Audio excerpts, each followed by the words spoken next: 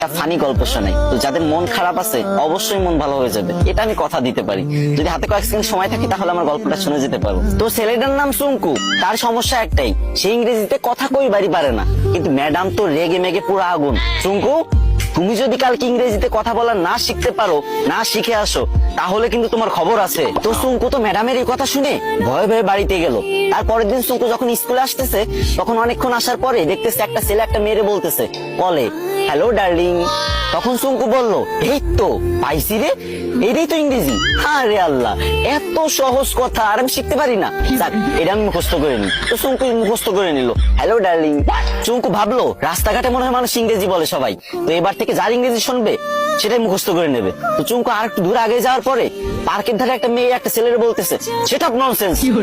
তো চুঙ্কু বলবো এই তো আর একটা ইংরেজি পাইছি, সেটা ননসেন্স, এটা শিখে নিল। চুঙ্কু তো মহা খুশি, ভাবতেছে মনে মনে কি রে, আমি দুইটা ইংরেজি শিখে গেছি, আজকে তো ম্যাডাম আমার কিছু কইতে পারবে না। আর একটু আগে যাওয়ার পরে বাস থেকে লোক নামবে, ঠিক আছে, তো সুপারভাইজার বলতেছে লেডিস ফার্স্ট, লেডিস ফার্স্ট।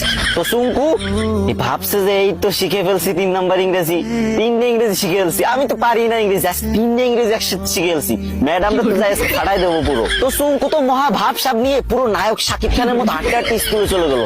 স্কুলে যাবার পর যখন ম্যাডাম ক্লাসে আসলো, তখন সবাই দাঁড়ায় বললো গুড মর্নিং ম্যাম। তখন সুঙ্কু তো ইংরেজি শিখছে এবার, তো সুঙ্কু কি বলবে? সুঙ্কু বললো হ্যালো ডার্লিং।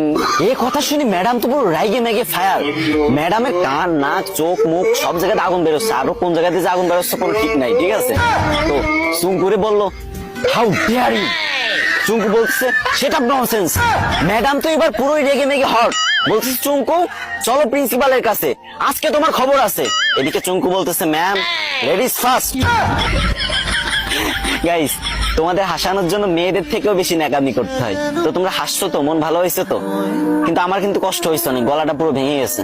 তো এখন কান্না মুখ নিয়েই বলতেছি, আমার আইডিটা অনেকদিন ধরে ফ্রিজ, আমি অনেকদিন ধরে ভিডিও করি না, তাই তোমরা আমার ভুলে গেছো। এখন থেকে নিয়মিত ভিডিও আপলোড দেবো, আর তোমাদের মাঝ থেকে যাবো না, বিশ্বাস করো। প্রত্যেকদিন আমি ভিডিও দেবো, 3, 4, 5, 6টা করে ভিডিও দেবো প্রত্যেকদিন। তো প্লিজ তোমাদের কাছে একটা দাবি, ছোট ভাই হিসেবে ভিডিওতে একটা শেয়ার করে দিবা ভিডিওটা।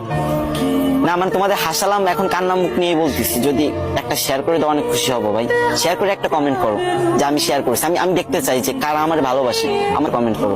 বেশি শেয়ার করা লাগবে না, একটা প্লিজ।